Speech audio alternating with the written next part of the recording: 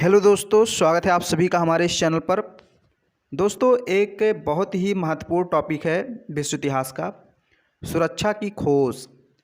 ये जो चैप्टर है बहुत ही महत्वपूर्ण है। बीए तृतीय वर्ष के सिलेबस में विश्व इतिहास में ये टॉपिक आता है। तो आज के इस वीडियो में हम लोग पढ़ेंगे इसको और समझेंगे कि सुरक्षा की खोज की आवश्यकता किसको पड़ी और इस चैप्टर में कौन कौन सी चीज़ें हैं, प्रश्न कहाँ कहाँ से बनते हैं, ये सारी चीज़ें हम लोग डिस्कस करेंगे। सुरक्षा की खोज मैं पढ़ता भी रहूँगा और आपको समझाता भी रहूँगा। आपको हो सकता है बारिश की आवाज़ आ रही हो, बारिश हो रहा है। तो देखिए, पढ़िए।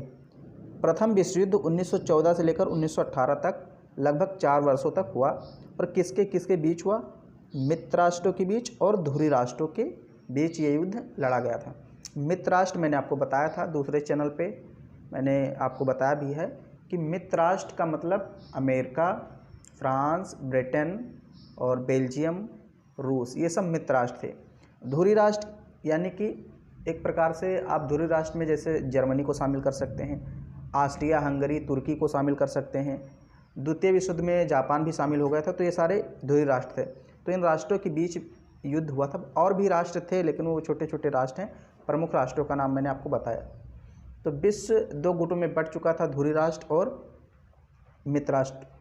इन दोनों में युद्ध हुआ था, प्रथम विश्व युद्ध, दूसरा विश्व युद्ध। दोनों विश्व युद्ध में धुरी राष्ट्र हार गए थे। तो मित्र राष्ट्रों ने धुरी राष्ट्रों को पराजित कर दिया और उन्हें अपमानजनक संधियां करने के लिए विवश किया, बाध्य किया। जब मित्र राष्ट्र जीत गए तो इन्होंने अपमानजनक संधियां करने के लिए धुरी राष्ट्रों को विवश किया, उनको मजबूर किया।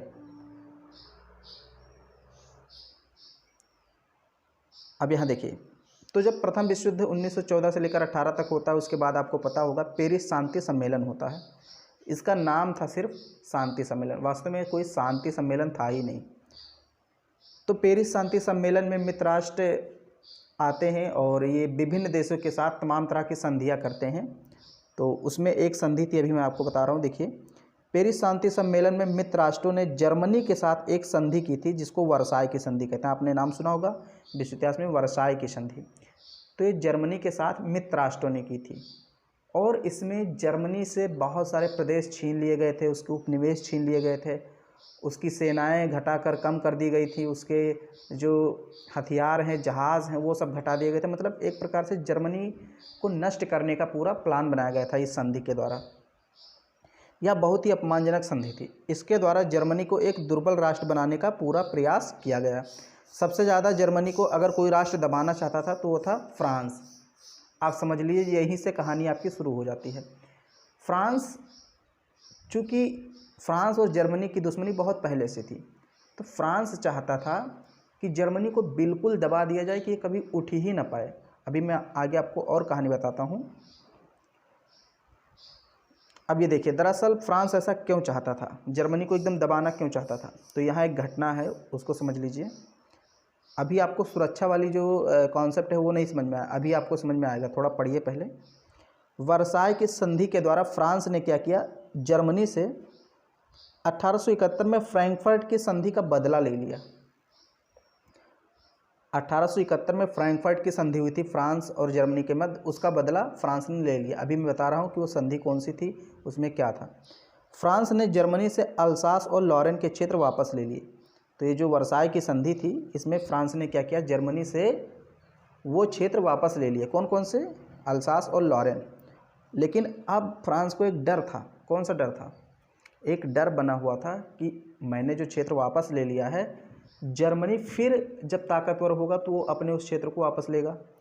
तो इसलिए फ्रांस के मन में एक डर बैठ गया और इसलिए ये दुनिया में अपनी सुरक्षा के लिए खोज करने लगा, विभिन्न देशों से संधि करेगा। और हमारे टॉपिक का नाम क्या है? सुरक्षा की खोज। तो वैसे सुरक्षा की खोज कई देश कर रहे थे, लेकिन सबसे बड़ा उसमें जो महत्वपूर्ण देश था वो था फ्रांस। सबसे ज़्यादा सुरक्षा की खोज इसे ही थी। तो बेसिकली चैप्टर में हम इसी के सुरक्षा के बारे में पढ़ेंगे। फ्रांस को लगता था कि जब जर्मनी को मौका मिलेगा तो अपने अपमान का बदला जरूर लेगा और उस पर आक्रमण करेगा।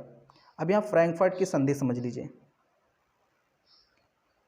फ्रैंकफर्ट की संधि क्या है, देखिए 1870-71 के मतलब आसपास फ्रांस और प्रसा, जर्मनी का उस समय एक नाम था प्रसा, क्योंकि जर्मनी का बहुत बड़ा प्रांत था प्रसा, तो इसलिए जर्मनी को उसमें प्रसा भी कहते थे। तो फ्रांस और जर्मनी यानी प्रसा के मध्य सेडान का युद्ध हुआ था। सेडान के युद्ध में जर्मनी ने फ्रांस को बुरी तरह से पराजित कर दिया था। किसने? जर्मनी ने फ्रांस को पराजित कर दिया था सेडान के युद्ध में। इस युद्ध में फ्रांस को सर्वाधिक हानि हुई थी और इसे युद्ध में भारी हर्जाना भी देना पड़ा था।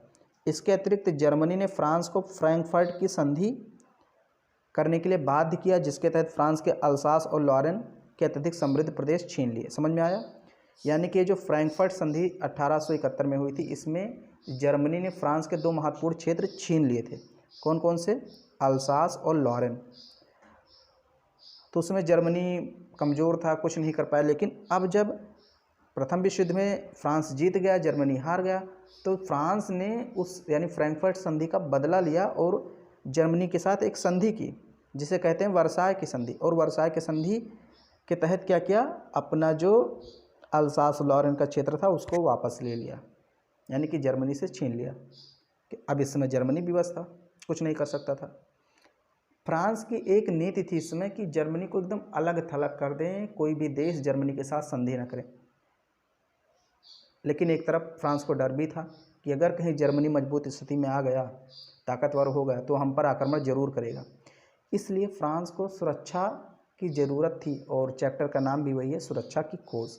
तो आई होप अब आपको समझ में आ गया होगा सुरक्षा की खोज किसको ज़रूरत थी? फ्रांस को। ओके, तो फ्रांस कई तरह के मतलब कई तरह से प्रयास करता है कि हम सुरक्षित रहें, जर्मनी हम पर आक्रमण न कर पाए, इसलिए विभिन्न तरह की वो संधियाँ करता है, सम्मेलन आयोजित करवाता है, विभिन्न देशों का समर्थन हासिल करता है जर्मनी के खिलाफ।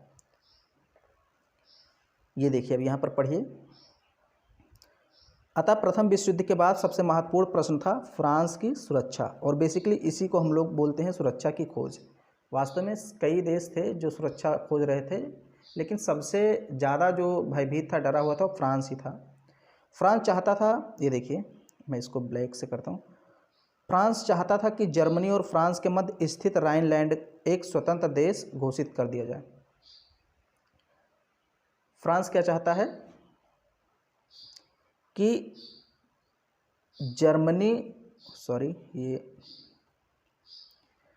फ्रांस चाहता था कि जर्मनी और फ्रांस के मध्य जो एक एरिया है, एक क्षेत्र है राइनलैंड, राइन नदी के आसपास का क्षेत्र, ये फ्रांस और जर्मनी के मध्य सीमा बनाता है।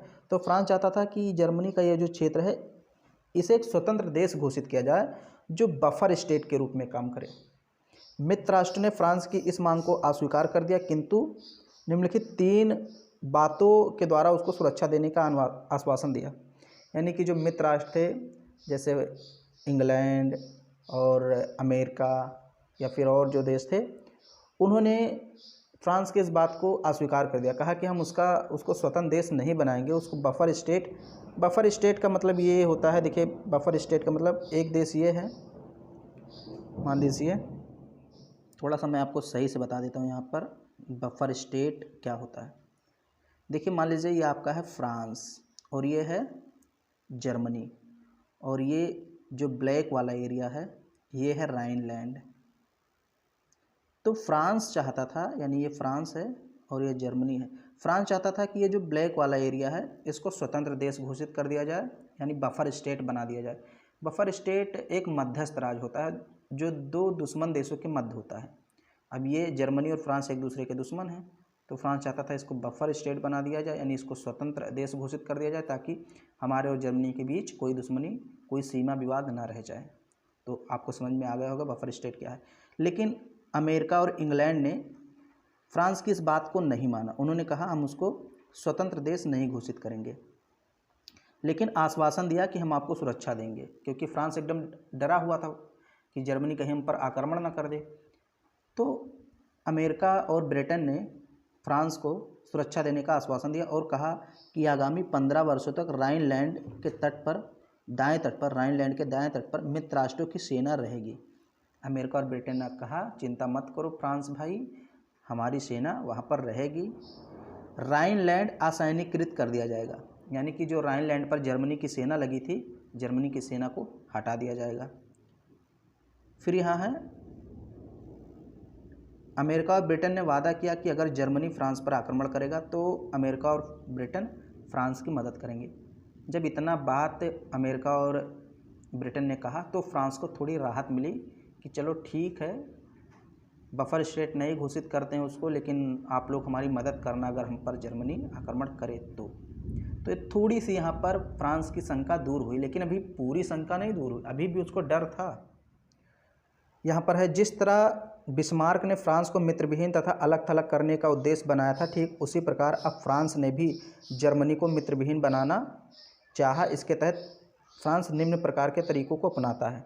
मतलब सेडान के युद्ध के समय जब 1870-71 का मतलब समय था, तो इसमें बिस्मार्क था जर्मनी का चांसलर, तो उसने फ्रांस को एकदम अलग थलग बनाने के लिए पूरा प्रयास किया था, चारों तरफ से इसको घेरने का प्रयास किया था। अब वही चीज़ यहाँ पर फ्रांस कर रहा है, क्योंकि अब फ्रांस का समय है। तो फ्रांस कई देशों से संधियाँ करता है ताकि जर्मनी अकेला रह जाए। देखिए, फ्रांस द्वारा विभिन्न संधियाँ, फ्रांस निशस्त्रीकरण का भी प्रयास करता है। निशस्त्रीकरण मतलब इसके द्वारा जर्मनी के हथियार को कम करना चाहता है, नष्ट करवाना चाहता है, जिससे उसको युद्ध का भय ना रहे।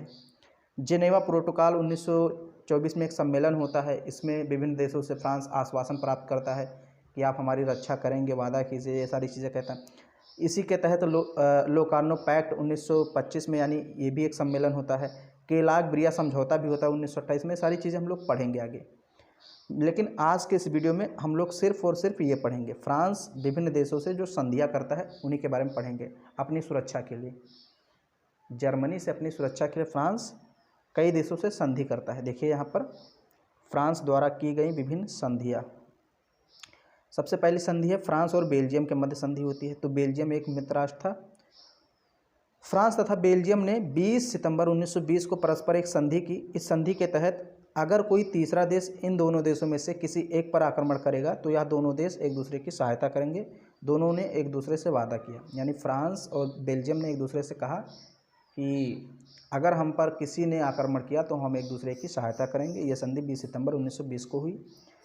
फिर यहाँ है बेल्जियम और पोलैंड,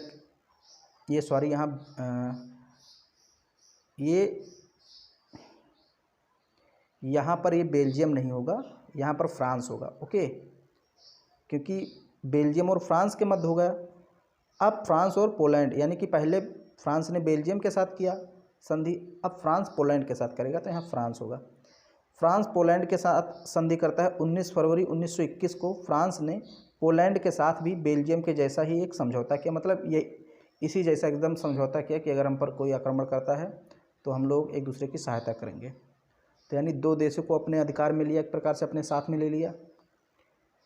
फिर यहाँ एक लघु मैत्री संघ का निर्माण करता है फ्रांस।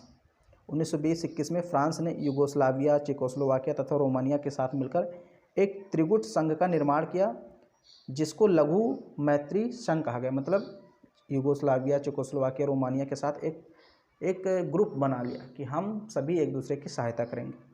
ये सब अपनी सुरक्षा की खोज के तहत ही कर रहा है। फिर फ्रांस से ग्रुप तो बनाया ही था, देखिए चेकोस्लोवाकिया से उसने ग्रुप बनाया था यहाँ पर, लेकिन एक अलग संधि भी करता है चेकोस्लोवाकिया से। यूरोप में नए मित्र बढ़ाने की तलाश में फ्रांस ने 1924 में चेकोस्लोवाकिया के साथ एक समझौता किया, जिसके तहत दोनों देशों ने एक दूसरे की सहायता करने का तथा पारस्परिक विवादों को शांतिपूर्ण ढंग से निपटाने का वादा भी किया। इसके बाद फ्रांस रोमानिया के साथ भी संधि करता है। देखिए 1926 में फ्रांस ने रोमानिया के साथ शांति समझौता किया। फ्रांस यूगोस्लाविया के मध्य भी संधि हो जाती है 1927 में, सुरक्षात्मक संधि। इसके तहत जर्मनी तथा इटली की तानाशाही सरकार से भयभीत रूस और ब्रिटेन से भी फ्रांस सुरक्षात्मक संधियां करने का प्रयास करता है। तो मतलब फ्रांस चाहता है कि हम सभी देशों से संधि कर लें और जर्मनी को अलग थलग कर दें, ताकि जर्मनी चाहकर भी हम पर आक्रमण ना कर सके। तो यही चैप्टर जो है सुरक्षा की खोज कहलाता है। हालांकि अभी ये कंप्लीट नहीं हुआ है, ये मैंने आपको अभी पहला पॉइंट पढ़ाया है। अगले पॉइंट में, अगले वीडियो में हम 2 पॉइंट कंप्लीट करेंगे, फिर 30। अब छोटे छोटे वीडियो आएंगे, छोटी छोटी संधियां हैं 2-2, 3-3, 4-4 मिनट की, तो मैं बना दूंगा, ये सारी चीज़ें पढ़ा दूंगा। तो आपको समझ में आ गया कि सुरक्षा की खोज फ्रांस को क्यों ज़रूरत पड़ी, क्यों आवश्यकता थी, और उसने कौन कौन से तरीके अपनाए अपनी सुरक्षा के लिए। अगर वीडियो आपको पसंद आ रहा है तो उसको लाइक कर दीजिए, शेयर कर दीजिए। चैनल पर पहली बार हैं, चैनल को सब्सक्राइब कर लीजिए।